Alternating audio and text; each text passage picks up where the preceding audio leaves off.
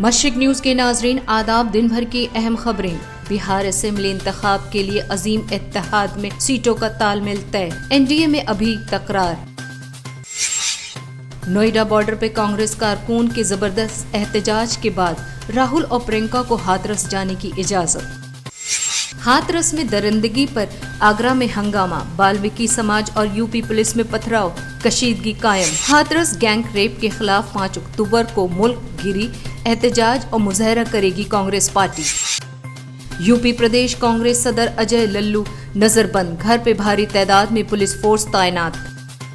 Supreme court पहुंचा हाथरस मामला, अदालत से मामले का खुद नोटिस लेने की अपील। सुशांत सिंह की मौत खुदकुशी थी, एम्स डॉक्टरों के पैनल ने कत्ल के नजरिया का किया मुस्तरद। 10,000 फुट की ऊंचाई पर हिमाचल प्रदेश में दुनिया की सबसे बड़ी तवील सुरंग का इफ्तिताह। कर्ज लेने वालों को राहत, सुप्रीम कोर्ट में हुकूमत ने सूद की रियायत देने का दिया हलफनामा। मुल्क में कोरोना से मौत का रिकॉर्ड 1 लाख से ऊपर, 64 लाख हुए कोरोना के मुतासरीन। खबरें तफसील से।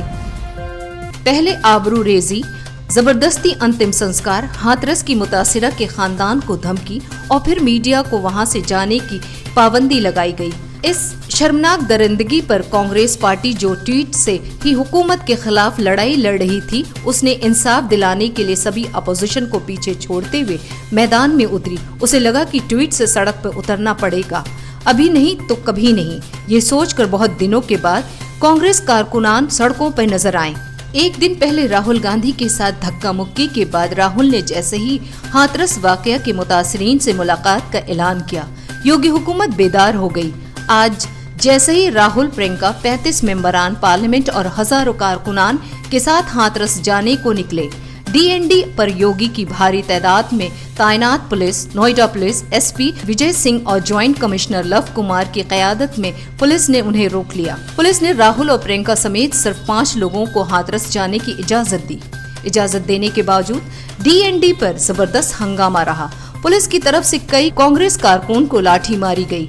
इसके बाद मुश्तइल कारकुनान पुलिस इंतजामिया के खिलाफ नाराबाजी कर रहे हैं। हाथरस के लिए राहुल गांधी ने आगे जाने की इजाजत मिलने के बाद गाड़ी के ऊपर खड़े होकर कारकुनान से खिताब किया। कारकुनान को समझाया। इस मौके पर गुलाम नबी आजाद, सुरजेवाला समेत मुतअद्दिद कांग्रेस के रहनुमा ने कहा कि इस तरह के वाकयात पर सभी हमदर्दी के लिए जाते रहे। क्या किसी मुतासिरा का दर्द बांटना जुर्म है? बीजेपी घटिया सियासत करना छोड़ दे। क्या बंगाल में ममता के खिलाफ बीजेपी जो कर रही है, क्या वो सियासत नहीं है?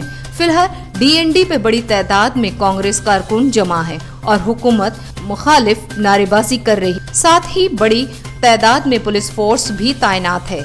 दूसरी जानिब हाथरस में मुतासिरा के गांव में मीडिया को जाने की इजाजत दी गई। मुतासिरा के खानदान के जख्म पर हुकूमत ने हमदर्दी का मरहम लगाया। Additional home secretary Avinash Kumar Awasthi और यूपी के डीजीपी को मुतासिरा के वालिदैन से मुलाकात की है।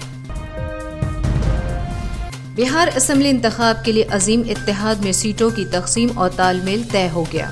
राष्ट्रीय जनता दल 144 सीटों पर इलेक्शन लड़ेगी, तो वहीं कांग्रेस 70 सीटों पर अपने उम्मीदवार खड़ा करेगी। इसके अलावा वाल्मीकि नगर लोकसभा सीट भी कांग्रेस के खाते में गई है। सीपीआई के खाते में 6, सीपीआईएम को 4 और सीपीआईएमएल को 19 सीट मिली है। अजीम इत्तेहाद की सीटों के तालमेल की रजामंदी का ऐलान आज आरजेडी लीडर तेजस्वी यादव ने किया। तेजस्वी के ऐलान के बाद ही वीआईपी ने नाराजगी जताते हुए इत्तेहाद से अलग होने का ऐलान किया। वीआईपी के सरबराह मुकेश साहनी ने कहा कि तेजस्वी ने धोखा दिया। दूसरी जानिब अभी भी एनडीए में सीटों का तालमेल नहीं हुआ। लोक जनशक्ति के लीडर चिराग पासवान को मनाने की कोशिश की जा रही है।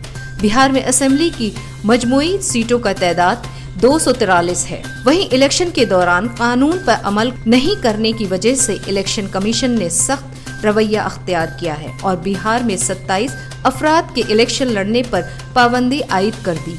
दरअसल गुज़श्ता इलेक्शन में इंतखाबी अखराजात की तफसील न देने की वजह से इलेक्शन लड़ने पर पाबंदी आयद की गई। इलेक्शन कमीशन ने इन सभी लोगों की फहरिस्त भी जिला ऑफिसर को भेज दी। आज बस इतना ही। मशरिक न्यूज के नाज़रीन, शब बखैर।